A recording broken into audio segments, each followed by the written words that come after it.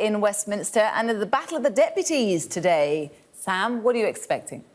Well, it's the longest period where the Prime Minister has been out of the country, I think, since the 1970s. So, yes, Angela Rayner for Labour, Dominic Raab for the Conservatives, standing in for the Prime Minister. I think that in the end, Angela Rayner likely to go on a couple of things. Labour preferring in these exchanges always to start off with cost of living questions to make sure that they don't face accusations that they're just focusing on, as the Conservatives would have it, petty personal politics around the Prime Minister. But there's no way that Angela Rayner won't dig into Tory woes as the session goes on. There's a lot of turbulence in politics at the moment. Don't forget, this will be the first Prime Minister's question since the double by-election defeat for the Conservatives last Thursday.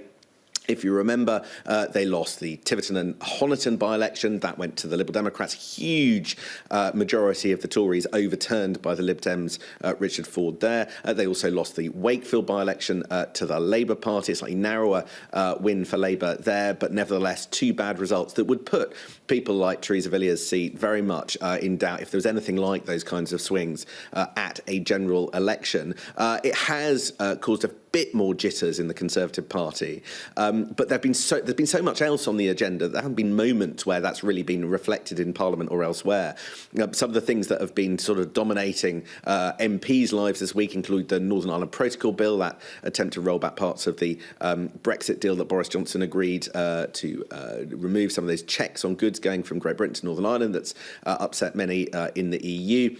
You've had the issue of strikes dominating still over the weekend. That's caused some difficulty for Labour. What's their position on whether or not they'd match or offer inflation-busting pay rises? Again, that hasn't been clear from members of the Labour Party. The SNP's faced turmoil as well over Patrick Grady, who was suspended for sexual misconduct. Ian Blackford, the SNP leader in Westminster, coming under fire for some of his support for Patrick Grady. Some suggestions that he should be removed from his post. So there's been an awful lot going on, quite a lot of that, I suspect, will come up at Prime Minister's questions. But in the end, I suspect that Angela Rayner will want to take digs at the Prime Minister. Dominic Raab on his feet. Let's go over to the House of Commons now. On behalf of my right honourable friend, the Prime Minister, he attended the Commonwealth Heads of Government meeting in Rwanda, the G7 Leaders Summit, and today he's at the NATO Summit in Madrid. Mr. Speaker, I know that the thoughts of the whole House will be with the family and friends of Dame Deborah James following the news of her death. I lost my father at a young age to cancer. I will know firsthand the pain that her family must be feeling. But we also know that Dame Deborah was a huge inspiration to so many and raised millions to help others affected by cancer. Andrew Jones. Nationally, 52% of disabled people are in work, compared with 81% for non-disabled people.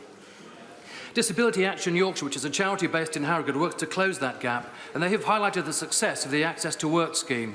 For example, one young person, having been told he would never work, is now, thanks to the targeted support available, a trainee brewer at Roosters Brewery. Yeah. So will my right honourable friend consider how we can boost awareness amongst employers of this Access to Work scheme, and also consider how we can simplify the application process so more disabled people don't get deterred and will embrace it? Deputy Prime Minister. Can I thank my honourable friend for raising the work of Disability Action Yorkshire? They're doing terrific work in his constituency. I can reassure him that the DWP is committed to improving awareness through campaigns and partnerships with employers, but also disability organisations. They're also working specifically on a digital service which will make it more accessible and more visible. Deputy Leader Angela Rayner. Thank you, Mr. Speaker. And can I also share with the Deputy Prime Minister his deepest condolences and his personal experience as we mourn the loss of Dame Deborah James, who fearlessly campaigned to inspire so many, and I'm absolutely sure there's no doubt that she saved the lives of many more. And to the family of Zara Alina, who was tragically murdered this week on the streets of Ilford. Well, Mr. Speaker, I also want to congratulate the two honourable members, the new members, who won in the by-elections this week, including my honourable friend, the member for Wakefield. Mr Speaker, this week the government lost 2 by-elections in one day, the first in 3 decades. It's no wonder that the Prime Minister has fled the country and left the honourable member to carry the can. The people of Wakefield and Tiverton held their own vote of no confidence. The Prime Minister isn't just losing the room, Mr Speaker, he's losing the country. But instead of showing some humility, he intends to limp on until the 2030s. So does he think the Cabinet will prop him up for this long? Deputy Prime Minister. I thank the Right Honourable Lady.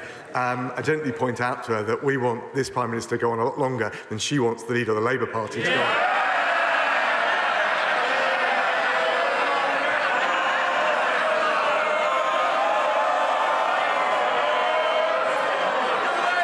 Mr Speaker, we've got a working majority of 75. We're focusing on delivering for the British people. Record low unemployment. Wouldn't have happened if we'd listened to the Labour Party.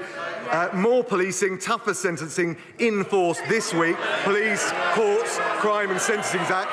She voted against both, so did the Labour Party. And we'll protect the public from these damaging rail strikes when we've got the scene of Labour front benchers joining the picket lines. Speaker, here we go again. But the truth is, what I want for my honourable friend, the Leader of this opposition, is not to be the Leader of the opposition, but to be the Prime Minister of this country. And to be honest, Mr Speaker, it couldn't come quick enough. Britain can't stomach this Prime Minister for another 8 years. His own backbenchers can't stomach him for another 8 minutes. And if they continue to prop him up, Mr Speaker, I doubt the voters will stomach him for even 8 seconds in the ballot box. Now let's imagine, Mr Speaker, the Prime Minister is still clinging on into the 2030s. Under this tax-high, low-growth Tory government, at this rate, by 2030, the British public will have endured 55 tax rises. Yep. So how many more tax rises will this government inflict on working families before he says enough is enough? Deputy Prime Minister. Mr Speaker, I think she was right first time.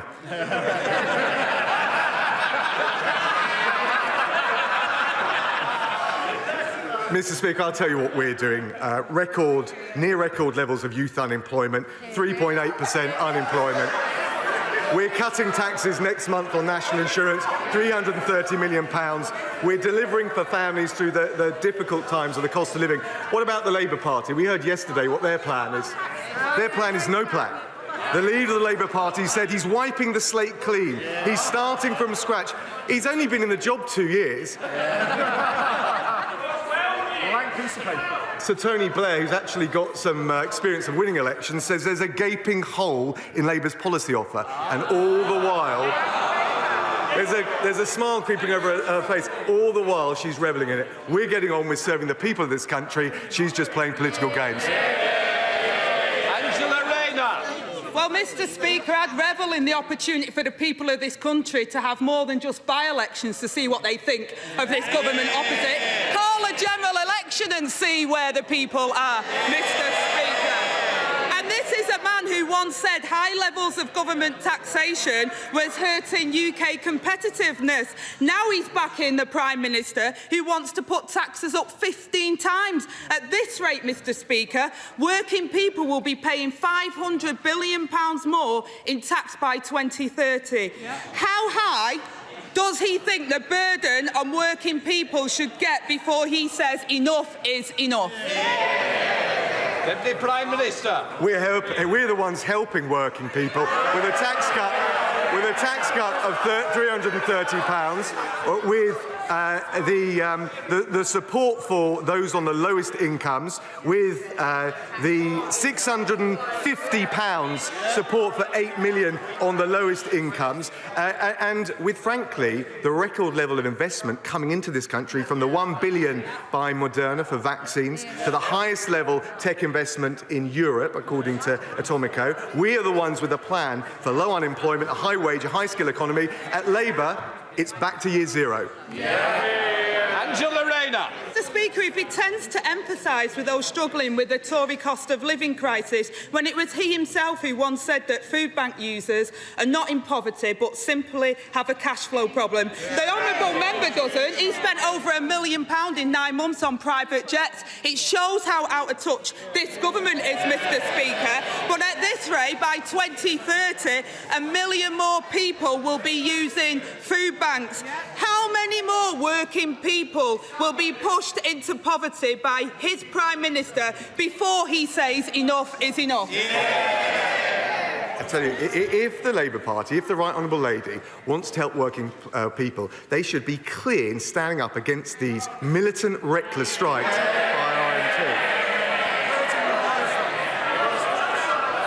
RMT. The Right Honourable Lady has flip-flopped. The Right Honourable Lady has flip-flopped all over the place when it came to these strikes. First she said they were lose-lose. Then she tweeted workers were left with no choice. When she was asked by the BBC, straight question, she's normally a straight-shooting politician, do you like the RMT? She said, I'm going to have to go now. I've got a train to catch.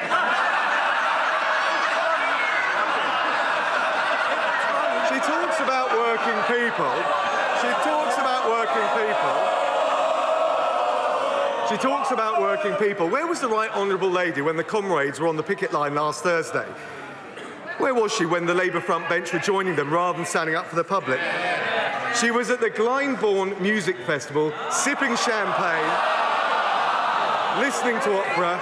Champagne socialism is back in the Labour Party. Well, Mr. Speaker, that says a lot about the party opposite. I'll tell them a few things about militancy. It's this government that are acting in a militant way. And while they should have been at the negotiating table, they were at the banqueting table getting hundreds of thousands squeezed out of their donors instead of dealing with the crisis. And he talks about trains. No one can get trains because of his failed transport minister, Mr. Speaker. And I tell you, he has a stronger stomach than his... I think we'll just have a little quiet. I want to hear the question, and you'll also want to hear the answer. Angela Rayner. Well, Mr. Speaker, I think it's rather ironic that you have to intervene because of the baying mob here when they've got people through their noisy protest laws being stopped after protesting out on the street. The thing is, Mr. Speaker, they don't like it when the public say what they think of them. But I tell you, the honourable gentleman opposite has a stronger stomach than his colleagues behind him. Honestly, I want to hear the question, I want to hear the answer. And I hate to say it, so do your constituents. Think about them for once instead of yourselves. Angela Rayner. Thank you, Mr. Speaker. And when they were asked about the absent Prime Minister's plans to stick around until 2030, one honourable member opposite said he'd lost the plot. Another one said anyone with half a brain would realise how dire things are. And a former Conservative leader said that the country would be better off under new leadership. And now the Prime Minister is at war with his own Defence Secretary after confirming he will break his manifesto pledge and increase in defence spending. Under this government, Britain is set to have less troops, less planes and less ships. The only thing the Prime Minister's interested in is defending his own job. Just how many more troops have to lose their jobs before he finally says enough is enough? Deputy Prime Minister. Thank you, Mr. Speaker. In fact, there's a £24 billion increase for armed forces. Spending on the armed forces is rising to 2.3% of GDP, again making us the largest military spender in Europe. And frankly, we'll take no lessons from the Right Honourable Lady when it comes to security in this country. First thing she did when she became an MP, 2016, voted against Trident, leaving us exposed. And she was campaigning for the Right Honourable Member for Islington North to be Prime Minister, someone who would take us out of NATO. Mr. Speaker, talking about NATO, where was the honourable member when the situation in Afghanistan on a sun lounger? That's where the honourable member was. I take no lectures from the honourable member when it comes to doing your job.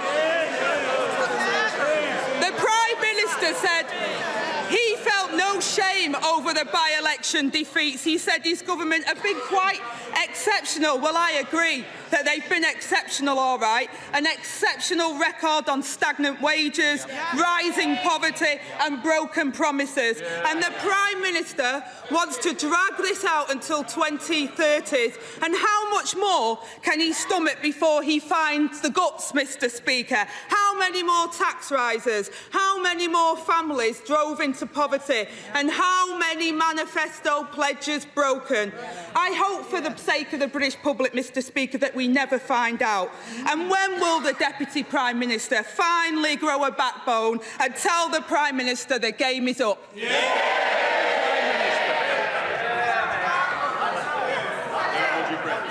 Mr. Speaker, I can't help thinking that Right Honourable Lady is auditioning for the leadership contest on that side, not really referring to anything on this side.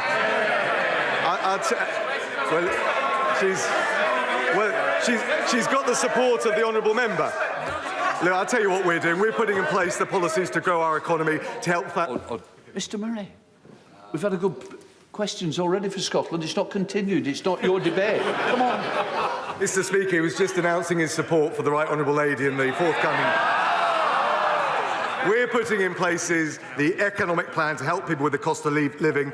The Labour leader is getting ready for year zero. We're the ones supporting Ukraine with sanctions on Russia, with military support.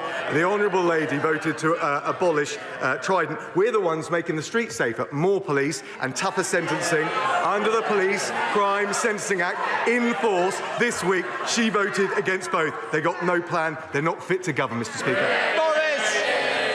Thank you, Mr. Speaker. Mr. Speaker, the Eden Project North has been 5 years of my parliamentary life. We've gone through 3 Prime Ministers, 4 Chancellors, a plethora of ministers, but no, what we've got to the point is that the levelling up bid is going to go in very shortly. We've got a shovel-ready plan. We've got full planning permission. Does my right honourable friend agree with me? It is money worth spending in Morecambe.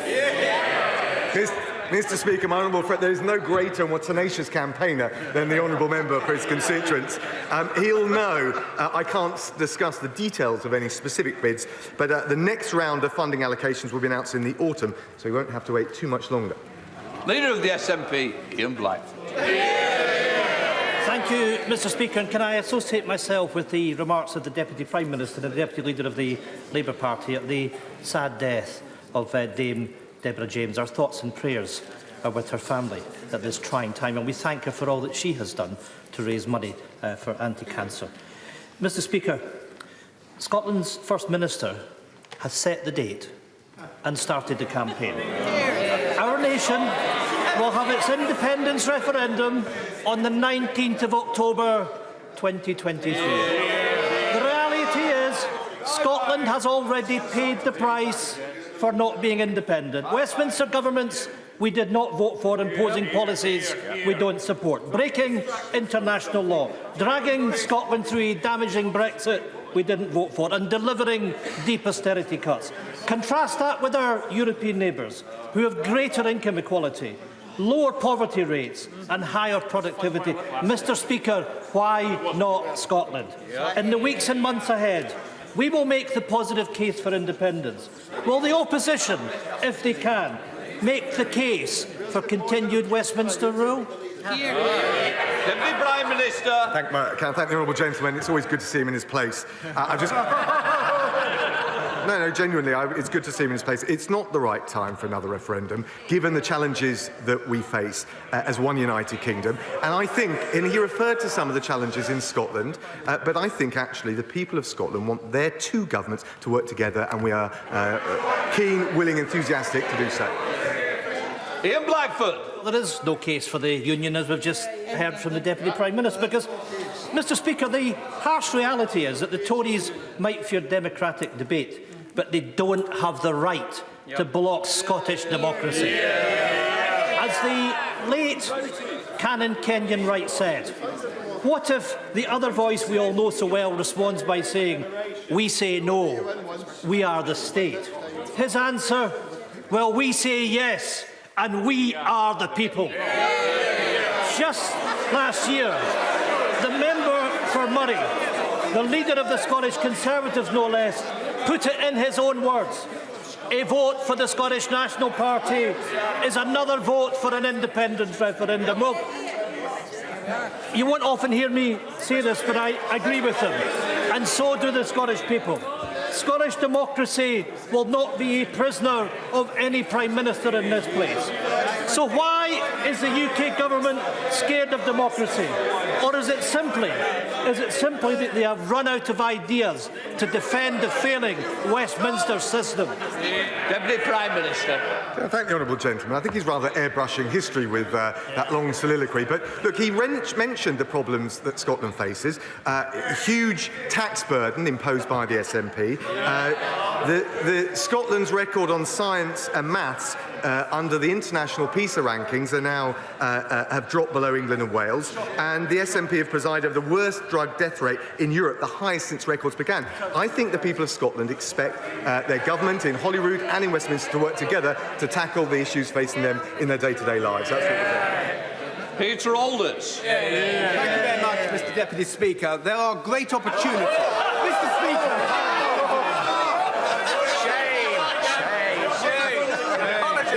My sincere apologies. There are, Mr. Speaker, great opportunities to create exciting new jobs in low-carbon energy along the East Anglian coast, and East Coast College are up for the challenge of providing local people with the necessary skills. However, they and other colleges are finding it increasingly difficult to recruit and retain teachers in such work as fabrication, engineering and construction. Will my right honourable friend ensure that the government come up with a cross-departmental strategy to address this staffing crisis in our further education colleges, which could undermine the levelling up agenda? Obviously, Deputies Day. Come on, My honourable friend is absolutely right, and that's why we're investing nearly £52 million to support the sector in recruiting and retaining excellent staff, and in particular looking and focusing on the experience and the skills that we can often find in industry to train the next generation of technical experts. Neil Hamby. Thank you, Mr. Speaker. No country that values its independence and indeed its self-respect could agree to a treaty which signed away its economic independence and self-government.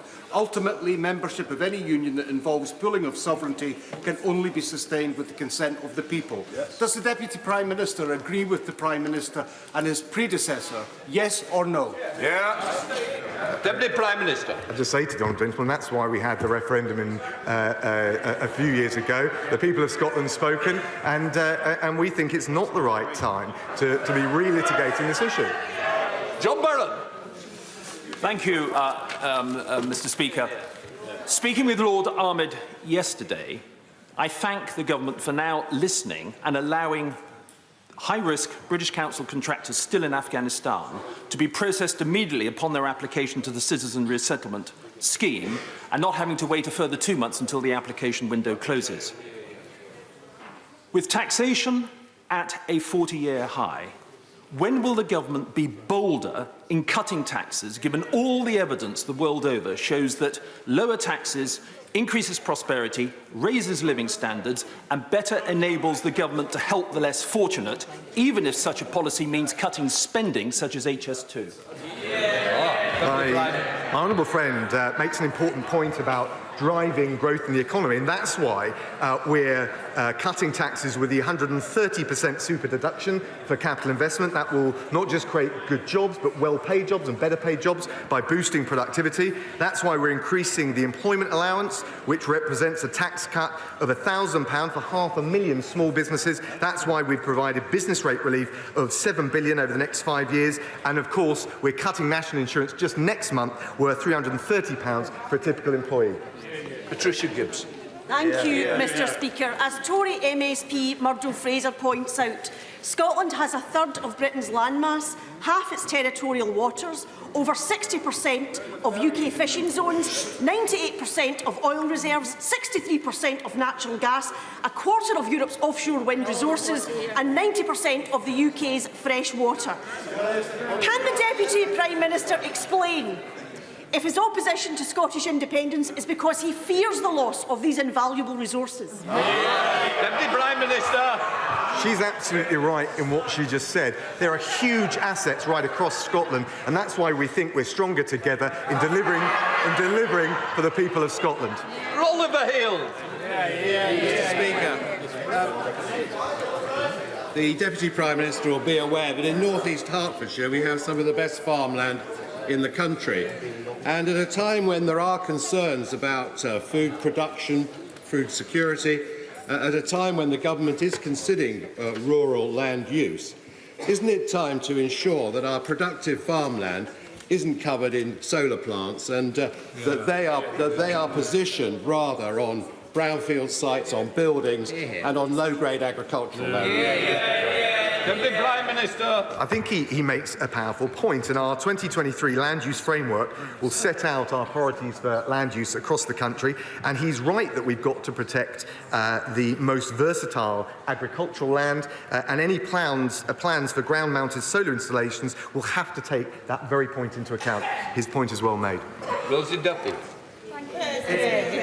So far this year, 52 women have been killed in the UK. Our rights to free speech, safe spaces, fairness in sport, and even the words we use to describe our own bodies are all under threat.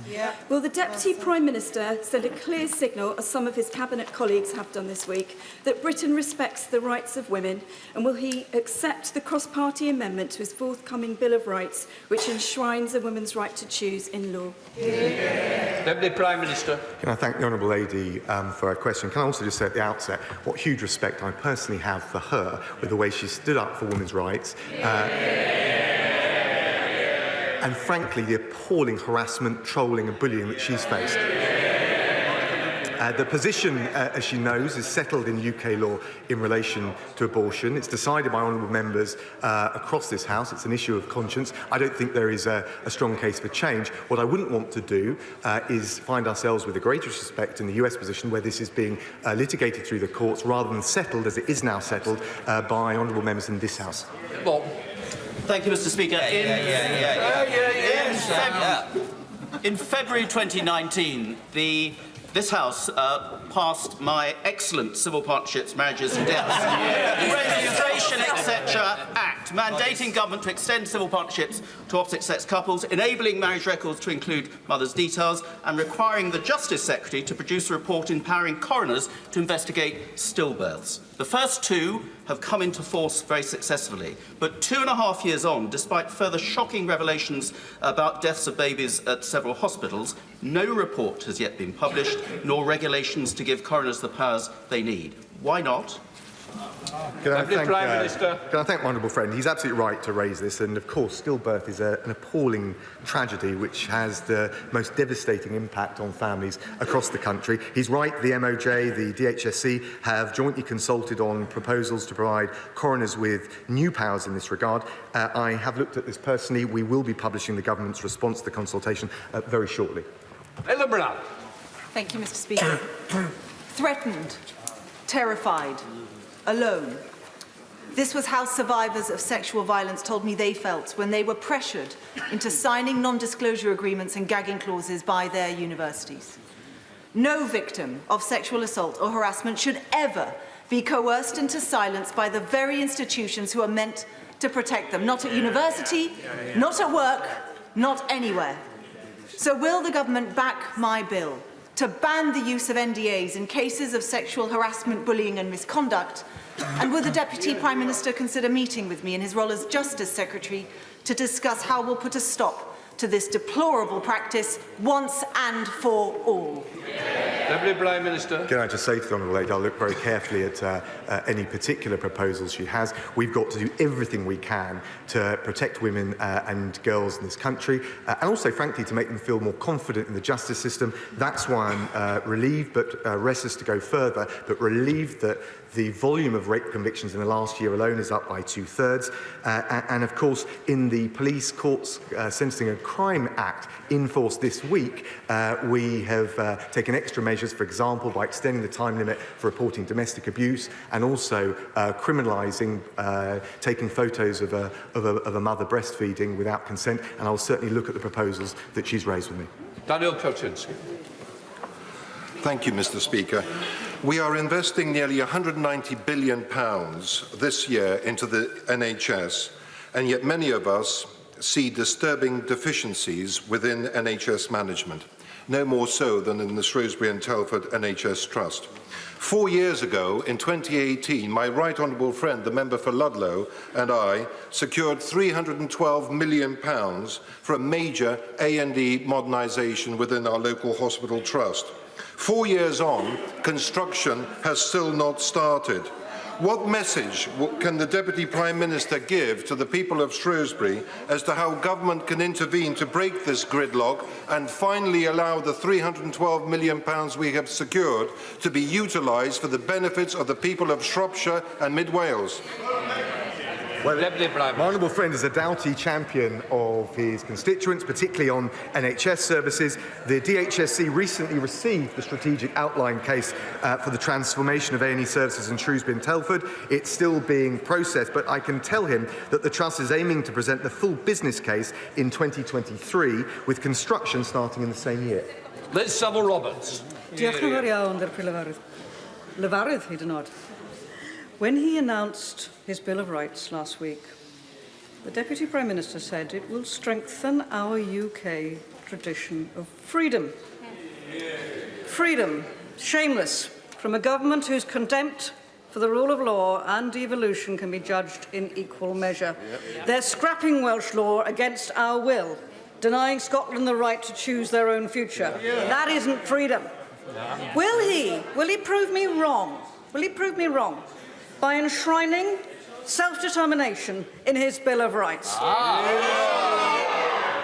I thank the honourable lady? I thought it was very deft the way she got that in. I think we've all heard, actually, across the benches today, the case for reinforcing free speech, whether it's the judge-made privacy laws or some of the way people are shouted down when they express legitimate opinions. And I also think that the people of Wales will want to join with us, as true across the country, making sure we can deport more foreign national offenders. That is the reality for the people in Wales and across the United Kingdom, and I think the Bill of Rights will be strengthening our tradition of freedom, but also curbing those abuses and making sure we inject a bit more common sense into the system. Johnny Mercer. Thank you, Mr. Speaker. Derriford Hospital in my constituency is part of the new hospital build programme announced by this government, and work on the new emergency department actually starts this year, which is a significant investment for the amazing staff there and the brilliant Chief Executive, Anne James, who works so hard. But given the incredible pressures on the real estate in Derriford, would my honourable friend consider prioritising capital investment into that part of the UK to ensure that we can accelerate these plans, particularly in digital, so that people in Plymouth get the world-class healthcare they deserve? Can I thank our honourable friend? Look, he's absolutely right. This is the largest hospital building programme in a generation, and his constituents are going to benefit very directly. I can tell him that there will be a new integrated emergency care hospital scheme for University Hospitals Plymouth NHS Trust at the Derriford Emergency Care Hospital. And yes, on tech, he's absolutely right. The facilities will be at the cutting edge of modern technology, and that will really help drive up the quality of patient care. Bill Furness. Thank you, Mr. Speaker. The victims of black cab rapist John Warboys were only able to challenge the police's failure to investigate his appalling crimes because of the Human Rights Act. They would not have been able to do so under the Deputy Prime Minister's new so-called Bill of Rights. Why does he want to stop women like the victims of John Warboys from making sure that police protect them from rape and sexual assault and getting the justice they deserve? Can I thank the honourable lady for the opportunity? It was not the result of litigation that addressed the problems with the Warboy case. And indeed, if she wants to look after victims in cases like that and others, the Labour Party should join with us, not just in supporting the Bill of Rights, but our parole reforms that will make sure dangerous offenders are not released and we protect the public. David Simmons. Well, thank you, Mr. Speaker. Mr. Speaker, my constituent, Joel Lindop, has suffered the abduction of his young children to Poland, one of many families in the UK who go through a similar experience every year. And despite repeated judgments in his favour in the courts in Poland, he's been unable to persuade the Polish authorities to fulfil their obligations under international law and return those children to their family. Will my right honourable friend intercede and ensure that my constituent and the many other families who face this challenge are able to ensure that their children are returned safely and in a timely fashion in the future. Can I thank my honourable friend? Look, I can't imagine how appalling that situation must be for any parent to find themselves in. He'll know we're committed to the 1980 Hague Convention on Child Abduction, and that does provide a mechanism. He's right that that's one that has to be driven through the courts, and that's not something we can directly interfere on, but I will make sure, and I'll speak to the Foreign Office and see if the Minister can address whether there's anything further that we can properly do to support him. Thank you very much, Mr. Speaker. A serious question on the conduct of the government as regards free trade agreements. And I cannot understate the fury of the International Trade Committee this morning that led us to unanimously empty chair the Secretary of State for International Trade. The government has broken its word to the committee, to the House and to you, Mr. Speaker, on scrutiny of the Australian trade deal by triggering Crag and now endangering a committee report. It is the unanimous view of the committee, Mr. Speaker, Tory, Labour, SNP and DUP that Crag should be delayed to allow proper scrutiny as was promised. Will the government deliver on its promise and therefore delay Crag? I understand. Prime Minister. I understand, Mr. Speaker, that the Secretary of State for International Trade has agreed to come back and address the committee just as soon as possible. Sunderland. Mr. Speaker, I was privileged last week to attend the Malaria Summit in Kigali. Even today, malaria remains the biggest single killer of mankind ever, and 1.7 billion people are living every day under its shadow of misery. But, Mr. Speaker, we're on the cusp of something really special, in that recent advances, education and our British world-leading vaccines can now eradicate it forever. Can my right honourable friends please confirm that the UK will fulfil its full commitment to the Global Fund? Deputy Prime Minister. Can I thank my honourable friend? And I know from working at the Foreign Office just how powerful the Global Fund is. It's a very high-performing international organisation. He will know that since 2002 we've been the third largest donor, so we've stepped up to the plate. The UK hasn't yet determined our pledge for the 7th replenishment, but I know the Foreign Secretary will have heard loud and clear the advocacy that he's made in their regard. Final question, Bel Ribeiro Addy. Thank you, Mr. Speaker. In their efforts to pursue a hostile environment, the Home Office routinely tears families apart and breaks human rights and equalities legislation. They're reported to be sending up yet another charter deportation flight to Nigeria and Ghana. In Pride Month, they'll be deporting LGBT asylum seekers, fleeing homophobia, and grandmothers and mothers of British children who have lived in this country for over 25 years. Given that the Home Office repeatedly get it wrong and end up having to take people off these flights, can the Deputy Prime Minister tell me how many people have been removed from this flight already, and when will they stop these inhumane deportation charter flights? Deputy Prime Minister. I thank the honourable lady. Look, she's right at least in one respect. Of course, people who come here need to be treated decently and humanely. We're absolutely committed to that. We also need to make sure that we cut down the illegal routes, and those that are here who've committed serious offences can be returned home. And the crucial thing, and I'm working with the Home Secretary, is to make sure we do both of those things. But what we can't allow is illegal routes to flourish into this country, otherwise we'll just attract more. And we cannot allow people who commit serious offences in this country to stay and continue to pose a threat to the public. Ends questions. So you've just been hearing weekly Prime Minister's questions, this week with Dominic Raab, the Deputy Prime Minister, and Angela Rayner, the Deputy Labour leader, because, of course, Boris Johnson is at the NATO Summit of Leaders in Madrid right now. Let's bring in our Deputy Political Editor, Sam Coates, who's been watching that for us live in Westminster. So a pretty feisty exchange between the two, Sam. Yes, pretty much all light, not much heat. I didn't particularly think the exchanges between Angela Rayner and Dominic Raab shed any light pretty much on anything. I thought the most important bit of Prime Minister's questions was something completely different. And it is how the British response to that important US Supreme Court ruling last Friday on the women's right to abortion in the US, the overturning of Roe v. Wade, is playing out in British politics. Now, there is a growing momentum from Labour MPs like Stella Creasy and Rosie Duffield to put down in law an amendment that would protect women's right to abortion. OK, Dominic Sam, Raab I'm sorry to interrupt you. to we have to go agree back to to the House of Commons, listen to the International Trade Secretary, Anne-Marie Trevelyan. A strategic steel industry is of the utmost importance to the UK, especially given the uncertain geopolitical and economic waters that we are currently all charting. Trade remedies are one of the ways that government can protect their businesses. They tackle issues of dumping, of unfair government subsidies, or, as in the case of safeguards, give businesses time to adjust to unforeseen